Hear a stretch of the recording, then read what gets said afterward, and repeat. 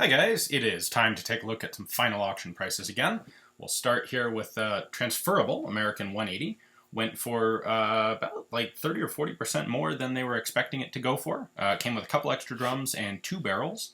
This is certainly a very fun machine gun, and actually one with some law enforcement provenance, which is a bit surprising. Now, one of the things that they had a lot of in this auction were Enfields. These all came out of the collection of a guy named Bob Ferris, who was a just huge British gun collector. So we'll start here with a pair of Australian No. 6 Trials carbines that both went for about the exact same amount. They made 50 or 100 each of these, and most of them are long gone. And then here's the third one. The third one actually is interesting to me in that it's a prototype. Given the choice, I honestly would have been probably more interested in this one than in the previous two. But probably because it doesn't look quite so fancy, although it's in great shape, it went for a lot less money. Continuing on the Enfield trend, we have a Canadian lightened No. 4 Enfield. This is one of, I believe, 4 different patterns of lightened Enfields that the Canadians tinkered with. I think the stock was far too weak on this gun to ever survive actual issue and field service, but they are extremely rare today, and it went for quite a lot more than estimated. Changing tracks, we have a Devel Smith & Wesson 59, one of the early style of custom-made compact 9mm carry pistol automatics. These really were some of the guns that led to the trend of small concealable 9s that we have today. Not a huge price, but certainly not a budget gun either. And then a pair of hand mortars went for quite a lot. There is a wide variety of hand mortar types, mechanically, really. These were both firework or flare launchers. They were not built for firing actual like grenades or solid projectiles, but pretty cool nonetheless. Now going back to Enfields, there was a whole series of sequential developmental No. 1 Mk6 Enfields. These are the last Enfields between the World War I SMLE and the World War II No. 4 Mark I. So the really expensive one here was a prototype with a wacky different rear sight. And then we had 2 that were basically trials No. 1 Mk6s, and they both went for about 12 grand. All of these went really for more than anticipated. And then the last one there, the bottom on this picture, it's still a No. 1 Mk6, but it's basically identical to the No. 4 Mark I, which is why it went for less. Another prototype pistol here. This is a high standard from the 1950s. Also went for a bit more than anticipated. This is one of, I believe, 12 that were manufactured, so these are really scarce things. Aluminum frame didn't really work that well because they're just simple blowback guns. The Howl, of course, probably my favorite of the entire auction. A semi-automatic conversion of a bolt-action Enfield. Extremely cool and very, very cool that I was able to get the chance to do some shooting with it. That is definitely a video you should check out if you haven't seen it. And probably partly because of that video, the gun went for about double what it was estimated for, 31 grand. There were a couple different Knoble guns in this auction. This is a prototype 22 rimfire pistol, not completed. This is a shop model sort of tinkering sort of thing. Sold for $5,750, and that was batched with a similar condition prototype Walther pistol. So the really cool Knoble in the auction, of course, is the 45 caliber one.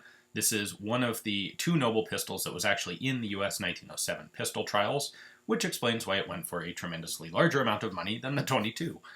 The other trials gun was a single action. This was the double action gun. And so, of course, only 2 of these around, so definitely a thing for collectors. This was just an interesting rifle that I found at Julia in the racks. This is a Norwegian Larsen single-shot rifle. Not super rare in Norway, but pretty scarce to find here in the United States, and a cool, unique mechanical action to it. Now, moving on to another one of the transferable machine guns, we had an M2 Carbine. Went for $8,600. A lot of people are probably going to think this is rather cheap for a military transferable registered machine gun, and, well, there's a range of machine gun prices. And M2 carbines are one of the cheaper ones out there because they're one of the more common ones out there. It's not as hard to find as some others. The Trejo is actually a much harder gun to find, but of course being a kind of impractical gun for most things other than shooting and giggling, it went for quite a bit less than some of the other scarce machine guns you might find. $9,200 is still not chump change certainly by any means. Now, another 22 pistol. This is, again, not something that's really highly sought after in general, but a really interesting gun. When I found it, I definitely wanted to bring it to you guys, to show you guys on video. This is a conversion of a Luger into a 22 caliber single shot pistol. A lot of people asked, why use a Luger? Well, they were available brand new on the market when this was made. Moving on to the HK PSG-1, the ultimate German sniper rifle, one of several ultimate German sniper rifles, if we're going to be honest. This one has a huge video game following, and of course very popular with people who are very interested in HK, which explains why it went for 15 grand. Something more up my line of interest, a pair of French 1917 semi-auto rifles. I found these very interesting to look at the differing features between them. Different bolt hold opens, different bolt handles, a bit of a different disassembly mechanism. They both went for exactly the same price, $6,900, which is a little bit on the high end, I think, for 1917s, but it's hard to argue with what people are willing to pay. Same here, pair of 22 caliber military Springfield 1911 conversions. I don't know. Once again, to me, kind of the more interesting one is the one that went for less money. It has an extra modification made to the ejection port, and that's probably the one of the two that I would have picked. These are a pair of, well, basically the first SMLEs after the Metford Longley Enfield rifles. When they were adopting the iconic SMLE, they had two different patterns, the A and the B, and there is one surviving example of each, and these are both of them. So they both went for a ton of money for a bolt action. Slightly less expensive, White Merrill produced a pistol for the U.S. pistol trials in 1907, and then these are a couple of their other developmental, experimental, prototype, shop model sorts of guns. Again, a little surprised. My choice would have been the one that went for less money. I thought it was a little nicer of a gun and a little more interesting. This was what they came up with after their 1907 trials pistol failed to make any headway.